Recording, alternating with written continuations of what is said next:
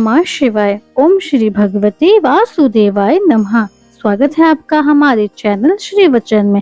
आज हम कार्तिक महात्म्य में अध्याय 27 बताने जा रहे हैं। गणों ने कहा, विष्णुदास एक दिन भोजन तैयार करके भक्ति में तल्लीन था कि कोई उसका भोजन चुरा कर ले गया, लेकिन सायकाल की आराधना हो सके और व्रत भंग ना हो, इसलिए उसने उस दिन दोबारा भोजन तैयार नहीं किया। श्री नारद जी ने कहा, हे राजन, इस तरह लगातार 7 दिन तक कोई दूसरा भोजन चुराता रहा। तब वह हैरान होकर सोचने लगा, यह तो बड़ी विचित्र घटना है। ना जाने कौन हर रोज मेरा भोजन चुरा कर ले जाता है। फिर भी इस देव स्थान को छोड़ना नहीं चाहिए। अगर मैं भोजन बनाकर खा लेता हूँ तो देर हो जाएगी और पूजा छूट जाएगी। अतः मुझे भोजन बनाकर तुरंत खाना नहीं चाहिए। बिना भगवान को भोग लगाए वैष्णव को भोजन नहीं करना चाहिए। अगर 7 दिन बिन भोजन के बीत गए हैं तो आज का एक दिन और सही, मैं भली भांति भोजन की रक्षा करूंगा और देखूंगा कि हर रोज इसे कौन चुरा कर ले जाता है। ऐसा सोचकर विष्णुदास भोजन के पास ही छिपकर बैठ गया। उसने थोड़ी देर के बाद देखा कि वहां पर एक चंडाल आया, जिसका शरीर अत्यंत दुर्बल था। उसके शरीर पर केवल चमड़ी ही चमड़ी दिखाई देती थी। जब वह चंडाल भोजन चुराकर चल रहा था तो विष्णुदास ने उसे पुकारा, अरे भाई, यह रूखा भोजन क्यों लेके जा रहे हो? घी भी लेते जाओ।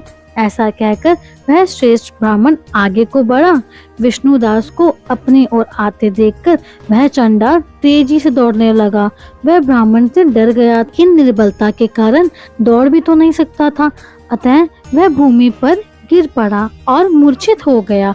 चंडाल को मूर्छित देखकर विष्णुदास लपक कर उसके पास पहुंचा और अपने वस्त्र से उस पर हल्की सी हवा करने लगा।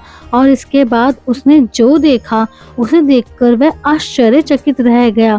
उसने देखा कि उसके पास शंख, चक्र, गदा, पद्म, पीतांबरधारी चतुर्भुजी रूप अलसी के फूल समान वाले छाती में कौस्तुभ माला से सुशोभित साक्षात श्री भगवान विष्णु खड़े हैं। भगवान का दर्शन करके सात्विक भाव से मुक्त वह श्रेष्ठ ब्राह्मण उनकी स्तुति तथा प्रणाम कुछ भी ना कर सका। वहीं पर सब इंद्र आदि देवता भी उपस्थित हो गए और गंधर्व तथा अप्सराएं आकर गीत गान करने लगी और नृत्य करने लगी। विष्णु भगवान ने अपना स्वरूप ब्राह्मण को प्रकट कर उसका आलिंगन किया और दिव्य विमान में बिठाकर उसे बैकुंठ को ले गए। दिव्य विमान में ब्राह्मण को विष्णु के साथ जाते एक चोल राजा ने भी देखा। उसने अपने गुरु आचार्य मुगदल को कहा कि मैंने जो यज्ञादि किए हैं वे सब व्यर्थ हुए। जितनी दान दक्षिणा मैंने ब्राह्मणों को दी है वह असफल हुई। विष्णु भगवान के दर्शन नहीं हुए। विष्णुदास ब्राह्मण ने केवल श्रद्धा से भक्ति की। उसके प्रभाव से विष्णु भगवान ने आकर उसको दर्शन दिए। इसलिए भक्ति ही सर्वोपरि है। मुझे विष्णु भगवान के दर्शन के लिए राजकाज त्याग कर भक्ति करनी चाहिए। राजा के कोई पुत्र न होने के कारण उसने अपने भांजे को राजगद्दी का अधिकारी बना दिया और खुद को विष्णु भगवान की भक्ति करने लगा।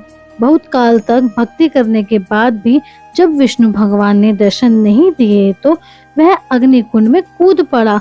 अग्नि में प्रकट होकर भगवान विष्णु ने राजा को गोद में उठा लिया और कहा कि मैं तेरे त्याग और भक्ति से बहुत प्रसन्न हूँ। उसका आलिंगन करके उसको दिव्य विमान में अपने साथ बिठाकर बैकुंठ को ले गए।